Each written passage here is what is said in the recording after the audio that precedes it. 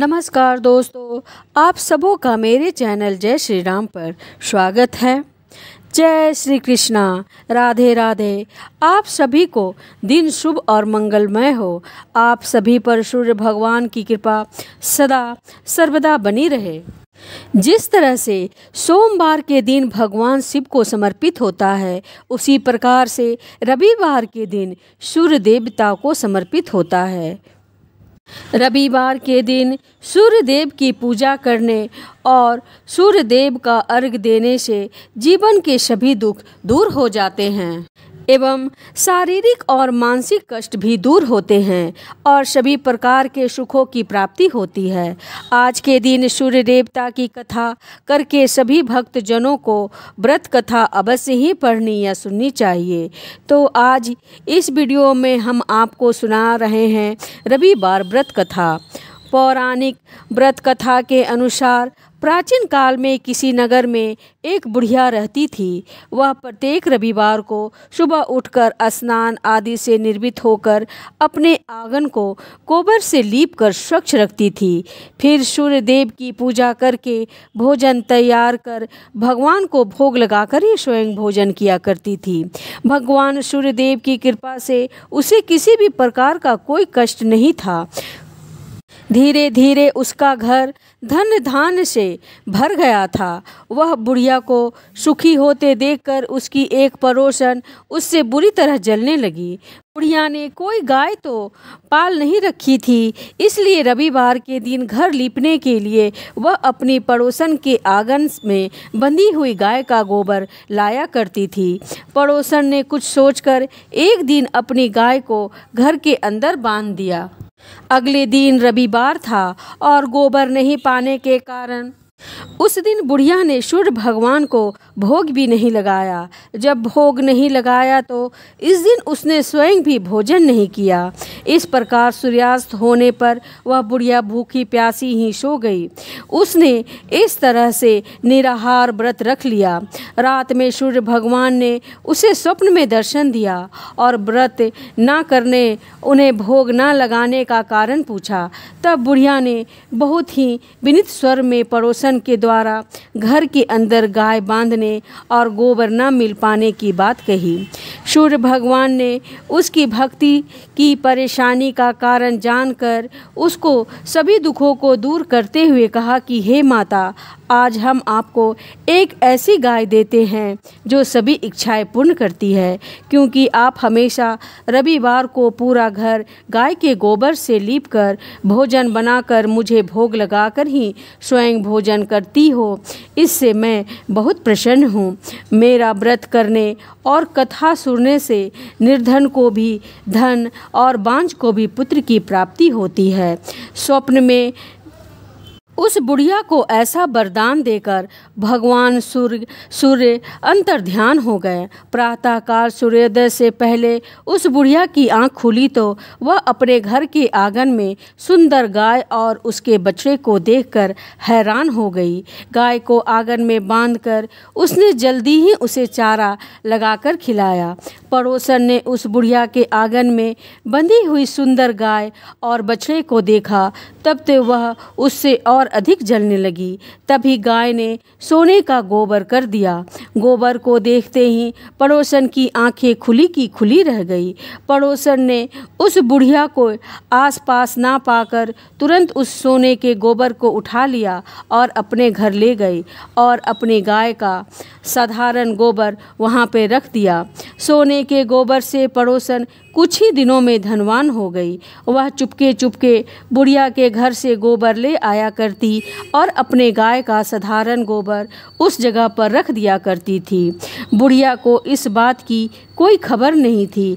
गाय प्रतिदिन सूर्योदय से पहले सोने का गोबर किया करती थी और बुढ़िया को उठने से पहले ही वह चालाक पड़ोसन उस गोबर को उठा कर ले जाती थी। बहुत दिनों तक बुढ़िया को सोने के गोबर के बारे में कुछ भी पता नहीं चला। बुढ़िया पहले की तरह हर रविवार को सूर्य भगवान का व्रत करती रही और कथा सुनती रही। लेकिन सूर्य भगवान ने जब पड़ोसन की इस चालाकी को देखा, तब एक दिन उन्होंने बड़ी तेज की आंधी चलाई। आंधी का प्रकोप देखकर बुढ़िया ने गाय को घर के भीतर बांध दिया। सुबह उठकर बुढ़िया ने सोने का गोबर पड़ा हुआ देखा तो उसे बड़ा आश्चर्य हुआ। उस दिन के बाद बुढ़िया अपने गाय को घर के भीतर ही बांधने लगी। सोने के गोबर से वह बुढ़िया कुछ ही दिनों में बहुत धनवान हो गई। उस बुढ़िया के धनवान होने से वह पड़ोसन पूरी तरह जलकर राख हो गई। जब उसे सोने के गोबर पाने का कोई रास्ता नहीं सूझा तब वह राजा के दरबार में पहुंची। राजा को सारी बात बताई। राजा को जब बुढ़िया के पास सोने की गोबर देने वाले गाय के बारे में पता चला तब उसने अपने सैनिक भेजकर बुढ़िया की गाय लाने का आदेश दिया। सैनिक उस बुढ़िया के घर पहुँचे। उस समय बुढ़िया सूर्य भगवान का भोग लगाकर स्वयं भोजन ग्रहण करने ही जाने वाली थी कि राजा के सैनिक ने गाय को खोला और अपने साथ महल की ओर ले जाने चले। बुढ़िया ने सैनिकों से गाय को न ले जाने की बहुत प्रार्थना की, बहुत रोई चिल्लाई, लेकिन राजा के सैनिक नहीं माने। गाय के चले जाने से बुढ़िया को बहुत दुख हुआ।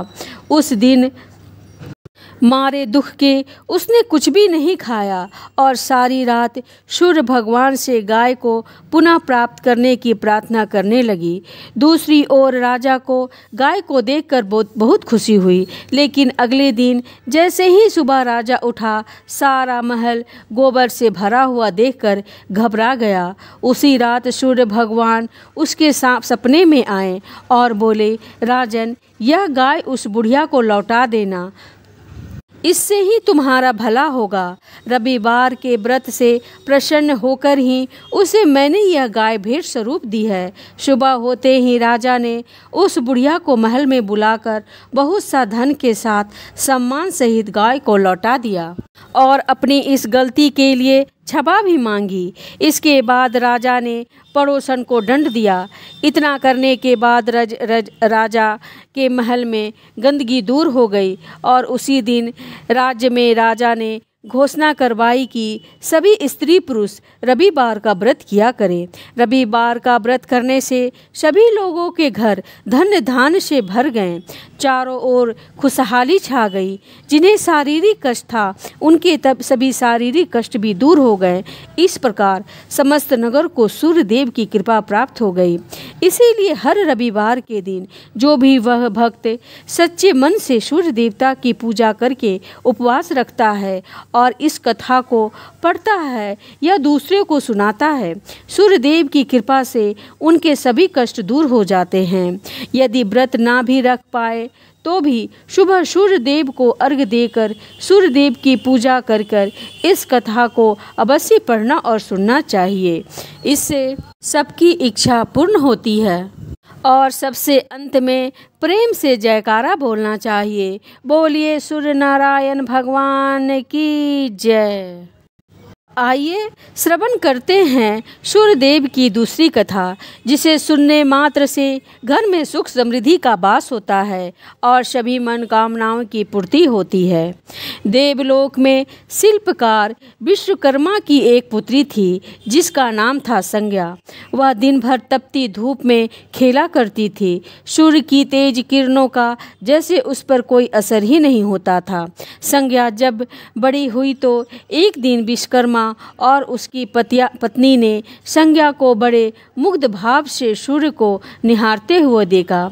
यह देख विश्वकर्मा बोले, देवी, ऐसा लगता है हमारी बेटी सूर्य पर मोहित हो गई है।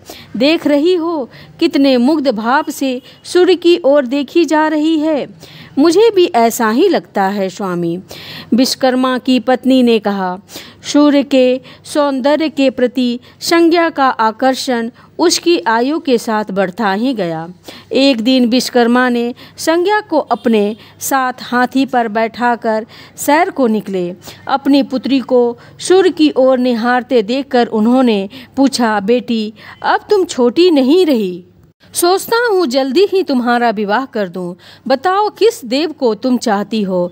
पिताजी आकाश में सूर्य से बढ़कर कोई तेजस्वी नहीं है। संज्ञा ने उत्तर दिया, ठीक है, हम सूर्य के साथ ही तुम्हारा विवाह कर देते हैं। विश्वकर्मा बोले और अपनी पुत्री को लेकर सूर्य के पास पहुँचे। उन्होंने अपनी पुत्री की इच्छा सूर्यदेव को बताई तो उन्होंने उनका प्रस्ताव सहर्ष स्वीकार कर लिया और बोले, आपकी पुत्री मेरे साथ विवाह करना चाहती है, यह मेरे लिए सौभाग्य की बात है, पर इससे यह तो पूछिए कि क्या यह मेरा ताप सहन भी कर पाएगी। विश्वकर्मा संज्ञा की ओर ले गए और कहा, सूर्यदेव का उत्तर तुमने सुन लिया बेटी, अब बताओ सहन कर लोगी हर ऋतु में उनका ताप। हाँ पिताजी, संज्ञा ने बड़े विश्वास के साथ कहा। कुछ ही दिन बाद संज्ञा का विवाह सूर्यदेव के साथ हो गया। संज्ञा सूर्य के साथ उनके लोक में चली गई। पति के साथ संज्ञा के दिन सुखपूर्वक बीतने लगे। फिर उनके यहाँ एक पुत्र हुआ जिसका नाम रखा गया मनु। अनेक ऋषि मुनि बालक को आशीर्वाद देने आए। वह बालक ज्ञानियों में भी ज्ञानी होगा। ऋषियों ने भविष्यवाणी की, आशीर्वाद सच निकला। जब वह कुछ बड़ा हुआ तो ऋषि मुनियों से शिक्षा ग्रहण करने लगा। सूर्यदेव और संज्ञा को अपने बेटे पर गर्व था। वह बहुत ही प्रेम से अपने बेटे का लालन पालन करते थे। अचानक एक बार ग्रीष्म ऋतु से सूर्य की किरणें बहुत ही प्रखर हो गई। उसका तेज अपनी चरम सीमा पर जा पहुंची। संज्ञा की चमड़ी झुलसने लगी। सूर्यदेव ने उन्हें अपने पास बुलाया तो वह अपनी आँखों पर हाथ रखकर उनके पास पहुंची। सूर्यदेव बोले, संज्ञा मेरी ओर देखो। उसने अपनी आँखें क्यों ढक ली है? नेत्र खोलो और मेरी ओर देखो, मैं तुम्हारा पति हूँ। स्वामी, आपके ताप से मेरी आंखें खुल नहीं पा रही है। संज्ञा ने कहा, इसका अर्थ तो ये हुआ कि तुम मुझे अपने से दूर कर रही हो। विवाह से पूर्व मैंने तुमसे पूछा भी था कि क्या मेरा ताप सहन कर पाओगी। तुम्हारी सहमति पाकर ही मैंने तुम्हारे साथ विवाह करना स्वीकार किया था, लेकिन अब तुम अपने वचन से मुकर रही हो। सूर्यदेव ने कुछ क्रोधित होकर कहा, स्वामी, इसमें मेरा कोई दोष नहीं। संज्ञा बोली, आपका ताप ही इतना प्रखर है। सूर्यदेव और भी कुपित हो उठे और बोले, सुनो संज्ञा, प्राणवान वस्तुओं के जीवित रहने वाला मैं ही हूँ, परंतु तुमने मेरी ओर से आंखें बंद कर ली है। अतः तुम्हारे गर्भ से जो बालक उत्पन्न होगा वह यम होगा। यम अर्थात मृत्यु का देवता। संज्ञा वहाँ से भाग जाना चाहती थी, लेकिन बच्चों का मोह उसे विवश कर दिया था। संज्ञा की एक सहचरी थी, उसका नाम था छाया, जो हूबहू संज्ञा की ही प्रतिलिपि थी। संज्ञा ने उस विषय में छाया से मदद लेने का निश्चय किया। संज्ञा ने छाया को बुलाया और अपनी समस्या बताई। संज्ञा की बातें सुनकर छाया बोली, मुझे क्या करना होगा? संज्ञा ने कहा, तुम संज्ञा बनकर मेरे पति के पास जाओ और उनकी पत्नी और मेरे बच्चों की माँ बनकर वहीं रहो। छाया ने कहा, उन्होंने मुझसे पूछताछ की तो मैं क्या कहूँगी? संज्ञा ने कहा, कह देना मैं ही संज्ञा हूँ, परंतु भेद मत खोलना। छाया ने कहा, यह सब मैं करूँगी, लेकिन मेरी एक शर्त है। सूर्यदेव कभी मुझ पर बिगड़े या श्राप देने लगे तो मैं सारा भेद खोल दूंगी। संज्ञा ने कहा, ठीक है छाया, अब जाओ और मेरे बच्चों को संभालो। तुमने मुझे बहुत ही कठिन काम सौंपा है संज्ञा, फिर भी मैं भसकर प्रयत्न करूंगी। छाया बोली और वहां से चली गई। उसके जाने के बाद संज्ञा सोचने लगी, मैं मायके चली जाती हूँ, माँ और पिताजी मुझे देखकर प्रसन्न होंगे। मैं कुछ दिन वहाँ रहूंगी, परंतु पिताजी कहेंगे स्त्री का शोभा पति के घर में ही रहने पर है। ऐसे ही विचारों में उलझी संज्ञा मायके को चल पड़ी। रास्ते में उसके मस्तिष्क में उलझने टकराने लगी। वह सोचने लगी, पिताजी जब मुझे लौट जाने को कहेंगे तब मैं जंगल में चली जाऊंगी। कुछ समय बाद संज्ञा अपने मायके पहुंची। पिता ने उसका बड़ा सत्कार किया और बोले, आओ बेटी, पिताजी, सब कुशल मंगल तो है? नहीं पिताजी, आपने ठीक ही कहा था। ग्रीष्म ऋतु में मैं सूर्य का ताप सहन नहीं कर सकी। संज्ञा कुछ दिन वहाँ सुख से रही। एक दिन पिता ने उससे कहा, संज्ञा, तुम्हारे आने से मुझे बड़ा हर्ष हुआ, परंतु विवाह हो जाने के बाद स्त्री को मायके में अधिक समय तक नहीं रहना चाहिए। अब तुम अपने पति के घर जाओ, फिर कभी हमसे मिलने आना होगा। तुम मुझे बहुत प्यारी हो, किंतु पति का घर ही स्त्री का घर होता है। ये यदि मैंने सोचा था, संज्ञा मन ही मन बोली और एक रात चुपचाप पिता का घर छोड़कर जंगल में चली गई। वह सोचने लगी कि मैं सूर्य के सामने नहीं जा सकती, इसलिए घोड़ी बन जाती हूँ। उस रूप में मुझे कोई पहचान नहीं पाएगा। घोड़ी का रूप धारण कर संज्ञा तपस्या करने लगी। सूर्य के ताप की शक्ति को कम करने के लिए उधर छाया ने सूर्य से यहाँ जाकर संज्ञा का स्थान ले लिया था। सूर्यदेव ने उसे संज्ञा ही समझा। वह बोले, तुम लौट आई मेरे पास। क्षमा कर दें स्वामी, मैंने आपकी दुर्बलता को जीत लिया है। छाया खेद भरे स्वर में बोली। सूर्यदेव ने कहा, संज्ञा, मैं तो कब का तुम्हें क्षमा कर चुका हूँ। अब घर की जिम्मेवारी संभालो, बच्चा का लालन पालन करो। छाया ने कक्ष में लेटे दोनों बच्चों पर निगाह डाली और घर की जिम्मेदारी संभाल ली। छाया इस घर में सुखी थी। वह प्रायः सोचा करती, बेचारी संज्ञा, कितना अच्छा घर उसे त्यागना पड़ा। क्या वह कभी नहीं लौटेगी? कुछ समय बीतने के बाद छाया को एक पुत्र हुआ। पुत्र पैदा होने के बाद वह कुछ चिंतित रहने लगी और मन ही मन विचार करने लगी कि मुझे यह नहीं भूलना चाहिए कि मैं संज्ञा की छाया ही हूँ।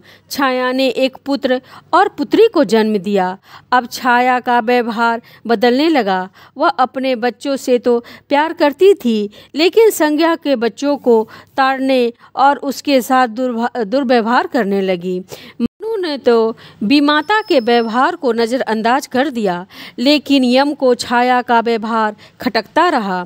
माता छाया का यमुना बहन के साथ ऐसा व्यवहार करना उचित नहीं। वह अपने बच्चों के साथ तो कितना अच्छा व्यवहार करती हैं, परंतु हम भाई बहन से नफरत करती हैं।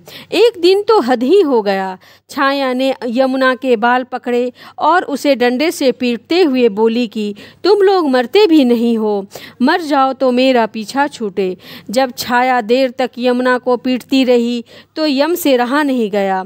उसने जाकर छाया का हाथ पकड़ लिया और गुस्से से बोला, बस माता, अब तुमने यमुना का पर हाथ उठाया तो मुझसे बुरा कोई नहीं होगा। अच्छा, तेरी यह हिम्मत मुझे धमकी देता है? ठहर जा, आज मैं तेरे पिता से इसकी शिकायत करूंगी। छाया क्रोध से सिहर उठी। छाया ने तो इस डर से सूर्यदेव से शिकायत नहीं की कि कहीं उसका भेद उजागर न हो जाए, लेकिन यम और यमुना ने तंग आकर अपने पिता से उनकी शिकायत अवश्य कर दी। पिताजी, यह स्त्री हमारी माँ नहीं है। यम ने कहा कि हाँ पिताजी, पुत्र माता से विमुख हो सकता है, परंतु माता की ममता कभी कम नहीं होती। यमुना भी बोल उठी, मैं देख लूँ, तुम दोनों जाओ, डरो नहीं, सब ठीक हो जाएगा। ऐसा कहकर सूर्यदेव ने बच्चों को धैर्य बंधाया, लेकिन बच्चे को जाते ही वह सोच में पड़ गए। बच्चे ठीक कहते हैं, यह अवश्य कोई मायाविनी है। सूर्यदेव गुस्से में भरकर छाया के पास पहुँचे और उसके केस पकड़कर झकझोरते हुए बोले, सच बताओ, तुम कौन हो, अन्यथा मैं तुम्हें कठोर दंड दूंगा। ठहरिए स्वामी, भय से कांपती छाया बोली, मैं संज्ञा की छाया हूँ। वह अपनी देखभाल का भार किसी को सौंपे बिना नहीं जाना चाहती थी, इसलिए उसने मुझे अपने पास भेज दिया है। वह कहाँ गई है? सूर्यदेव ने पूछा। छाया ने कहा, अपने पिता के यहाँ। सूर्यदेव सीधे विश्वकर्मा के पास पहुँचे और उनसे संज्ञा कहाँ है पूछा। वह तुम्हारे तेज से बचने के लिए यहाँ आई थी, विश्वकर्मा ने बताया। अब वह कहाँ है? मैंने ध्यान करके पता किया है कि उसने घोड़ी का रूप ले लिया है। वह जंगल में घूमती रहती है और तुम्हारे तेज को घटाने के लिए तपस्या कर रही है। विश्वकर्मा ने बताया, तो आप मेरा तेज घटा दीजिए, फिर उसे खींचने के लिए चलते हैं। सूर्यदेव बोले। विश्वकर्मा ने सूर्यदेव के तेज का 8वां भाग छांट दिया, जिससे उनका तेज घट गया। फिर वे संज्ञा को खोजने निकले। उन्होंने राहगीरों से पूछताछ की, तुमने इधर कोई घोड़ी देखी है? हाँ, एक विलक्षण घोड़ी को हमने नदी के पास विचलन करते देखा है, राहगीरों ने बताया। उसमें विलक्षण क्या बात है? वह घोड़ी मानवी भाषा में बोलती है। देव राहगीरों ने उत्तर दिया। तब तो वह अवश्य संज्ञा होगी, सूर्यदेव बोले। सूर्य घोड़ी के निकट पहुँचे और कहा, संज्ञा, मैं सूर्य हूँ, तुम्हारा पति। अब तुम यह घोड़ी का रूप त्याग दो। जब तक मेरी मनोकामना पूरी नहीं होगी, मैं यह रूप नहीं त्यागूंगी। घोड़ी बनी संज्ञा ने उत्तर दिया। तुम्हारी मनोकामना तो पूरी भी हो गई, सूर्य ने कहा। सूर्यदेव ठीक कहते हैं बेटी, विश्वकर्मा बोले। मैंने इसके तेज का 8वां भाग कम कर दिया है। पिता के आश्वासन पाकर संज्ञा ने अपना घोड़ी वाला रूप त्याग दिया और अपने स्वाभाविक रूप में आ गई। वह हर्ष और विभोर से अपने पिता से लिपट गई और फूट फूट कर रोने लगी। फिर संज्ञा ने झुककर सूर्यदेव के पाँव छुए और पूछा, स्वामी, हमारे बच्चे तो सकुशल हैं ना? हाँ, दोनों बच्चे ठीक हैं। मनु, यम और यमुना को अब फिर से माँ मिल जाएगी। सूर्यदेव ने मुस्कुराकर कहा, मैं अब कभी भी अपना घर त्याग कर नहीं जाऊंगी। संज्ञा बोली, आप छाया को क्षमा कर देना और अपने साथ ही रखना। दोनों का मिलन देखकर विश्वकर्मा ने भी अपना आशीर्वाद प्रदान किया।